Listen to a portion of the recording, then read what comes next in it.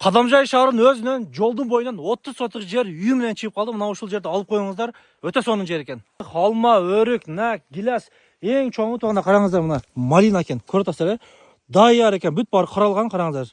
Ошол жака чейин. Бул жерди алып койсоңуздар өтө сонун. Үйү дагы бар экен тугандар. Жашай турган акыбал караңыздар тугандар. Мына шипылары тамчы өтпөйт. Үй баары даяр, мына караңыздар. Шыбаш керек, ориентирин коюш керек, жашаш керек.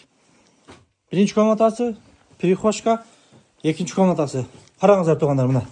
Көрүп атасыздар, бүт баары даяр экен. Эми адресине токтола келсек тугандар, бул жер Кадамжай шаары, Пүлгөн экинчиден өтүп туруп, мына жаңы жер жака түшүп келсеңиздер, биринчи шаркатма, бул жерди барыңыздар билесиздер. Мына ошол жерден түшүп келсеңиздер, мына асфальт көчө, ошол көрүп атасыздар, көпүрө ошону өткөрүп, мына ушул жер. Эми акчасына токтола келсек тугандар, 30 сотук жер, дуал менен тосулунган, бүт айланасы, көчөттөрү мөмө кирип калган, үйү бар, юриски таптаза. Болгону 4,5 миллион сом. Антан бул жака ээси номери калтырдык. Ээси менен байланышыңыздар. 30 сотук жерге 4,5 миллион сом. Жакшы баа коюлуппу?